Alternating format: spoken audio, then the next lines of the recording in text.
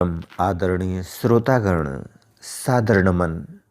आशा करता हूँ आप स्वस्थ एवं प्रसन्न मुद्रा में होंगे। आज आपके समक्ष प्रस्तुत है श्रीमद् भागवत महापुराण चतुर्थ स्कंध त्रयोदशो अध्याय, जिसमें ध्रुव वंश का वर्णन एवं राजा अंग का चरित्र वर्णित है। सच्चिदानंदरूपाय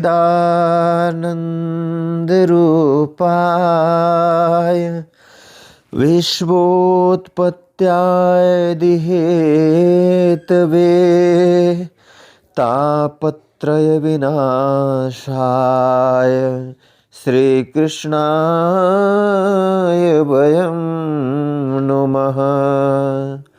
नारायणं नमस्कृत्य नरं चैव नरोत्तमं देवीं सरस्वतीं व्यासं ततो जयमुदीरयेत्। श्री सूत जी कहते हैं, शौनक जी श्री मैत्रेय मुनि के मुख से ध्रुव जी के विष्णु पद पर आरूढ़ होने का वृत्तांत सुनकर विदुर जी के हृदय में भगवान विष्णु की भक्ति का उद्रेक हो आया और उन्होंने फिर मैत्रेय जी से प्रश्न करना आरंभ किया।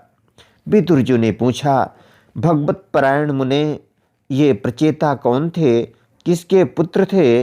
किसके वंश में प्रसिद्ध थे? और इन्होंने कहाँ यज्ञ किया था?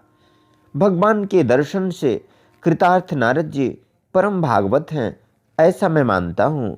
उन्होंने 5 रात्र का निर्माण करके श्रीहरि की पूजा पद्धति रूप क्रिया योग का उपदेश किया है।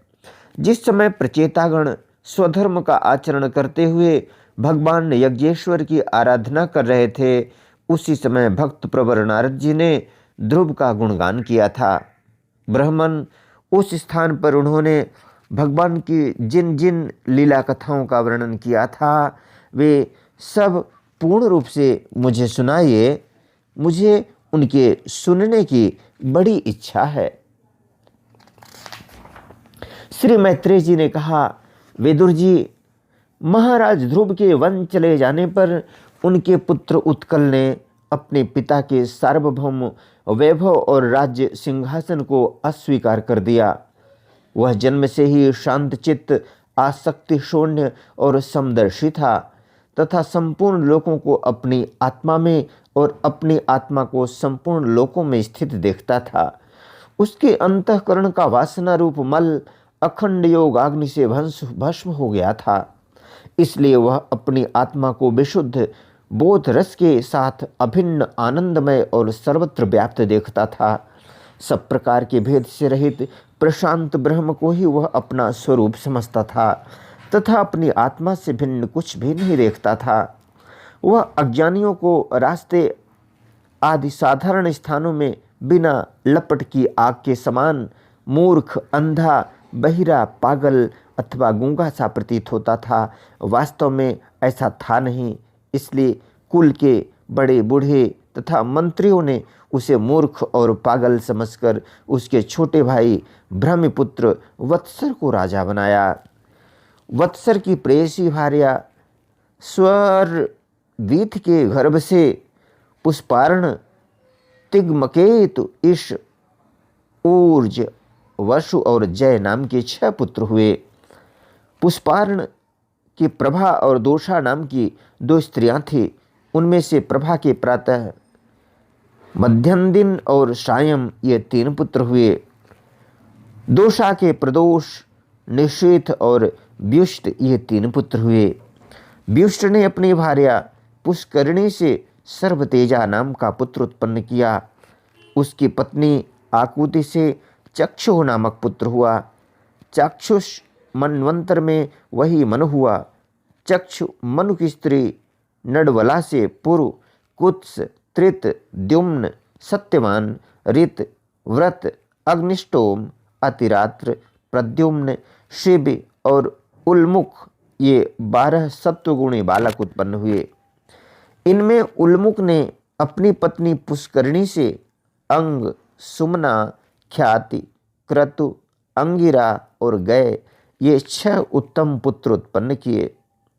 अंग की पत्नी सुनीता ने क्रूर कर्मा वेन को जन्म दिया, जिसकी दुष्टता से उद्विग्न होकर राजर्षि अंग नगर छोड़कर चले गए थे। प्यारे विदुर जी, मुनियों के वाक्य वज्र के समान अमोघ होते हैं। उन्होंने कुपित होकर वेन को श्राप दिया और जब वह मर गया तब कोई राजा न रहने के कारण लोक में लुटेरों के द्वारा प्रजा को बहुत कष्ट होने लगा। यह देखकर उन्होंने वेन की दाहिनी भुजा का मंथन किया, जिससे भगवान विष्णु के अंशावतार आदि सम्राट महाराज पृथु प्रकट हुए।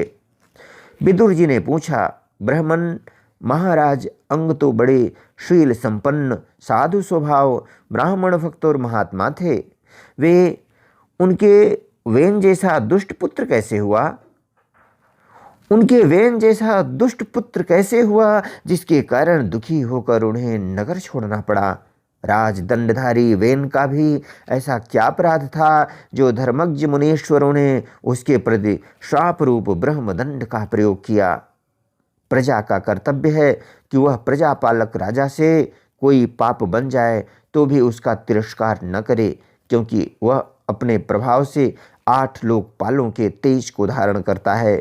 ब्राह्मण, आप भूत भविष्य की बातें जानने वालों में सर्वश्रेष्ठ है, इसलिए आप मुझे सुनीता के पुत्र वेन की सब करतूतें सुनाइए।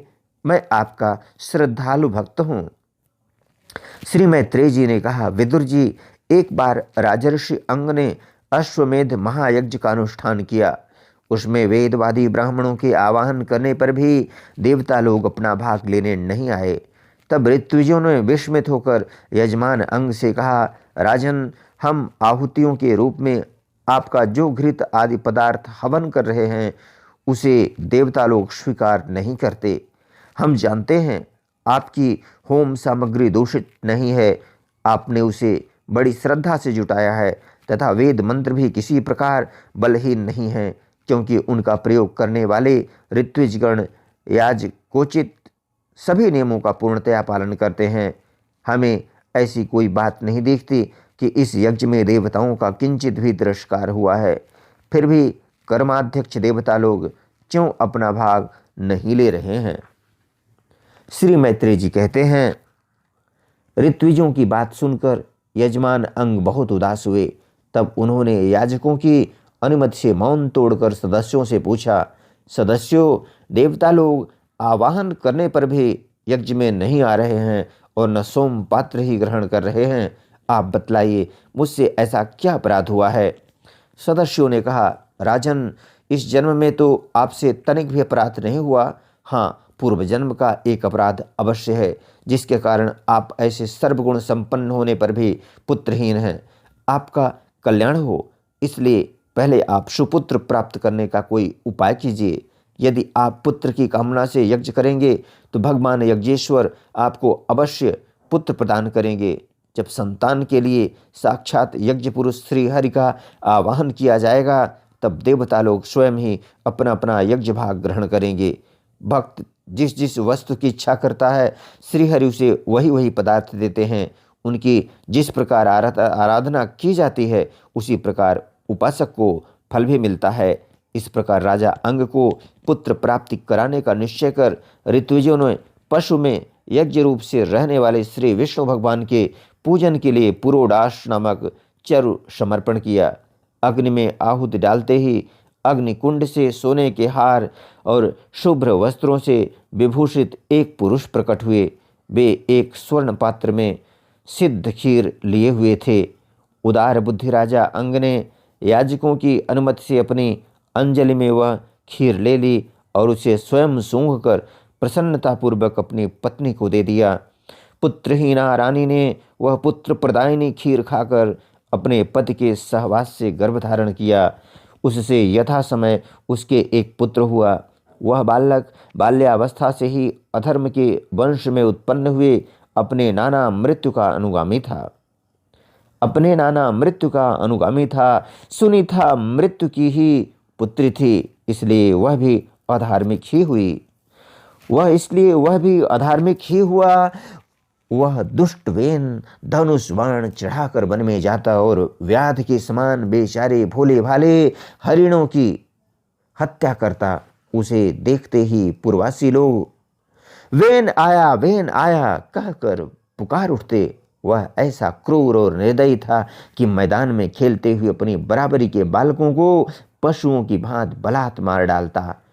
वेन की ऐसी दुष्ट प्रवृत्ति देखकर महाराज अंग ने उसे तरह तरह से सुधारने की चेष्टा की, परंतु वे उसे सुमार्ग पर लाने में समर्थ न हुए। इससे उन्हें बड़ा ही दुख हुआ। वे मन ही मन कहने लगे, जिन गृहस्थों के पुत्र नहीं हैं उन्होंने अवश्य ही पूर्व जन्म में श्री हरि की आराधना की होगी। इसी से उन्हें कुपूत की करतूतों से होने वाले असह्य क्लेश नहीं सहने पड़ते। जिसकी करनी से माता पिता का सारा सुयश मिट्टी में मिल जाए, उन्हें अधर्म का भागी होना पड़े, सबसे विरोध हो जाए, कभी न छूटने वाली चिंता मोल लेनी पड़े और घर भी दुखदायी हो जाए, ऐसी नाम मात्र की संतान के लिए कौन समझदार पुरुष ललचावेगा। वह तो आत्मा के लिए एक प्रकार का मोहमय बंधन ही है। मैं तो सपूत की अपेक्षा कुपूत को ही अच्छा समझता हूँ, क्योंकि सपूत को छोड़ने में बड़ा क्लेश होता है। कुपूत घर को नरक बना देता है, इसलिए उससे सहज ही छुटकारा हो जाता है।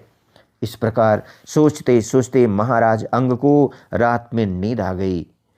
उनका चित्त गृहस्थी से विरक्त हो गया। वे आधी रात के समय बिछौने से उठे। इस समय वेन की माता नींद में बेसुध पड़ी थी।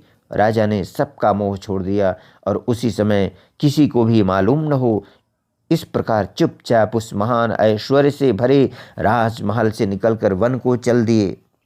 महाराज विरक्त होकर घर से निकल गए हैं, यह जानकर सभी प्रजाजन, पुरोहित, मंत्री और सुहृदगण आदि अत्यंत शोकाकुल होकर पृथ्वी पर उनकी खोज करने लगे। ठीक वैसे ही जैसे योग का यथार्थ रहस्य न जानने वाले पुरुष अपने हृदय में छिपे हुए भगवान को बाहर खोजते हैं।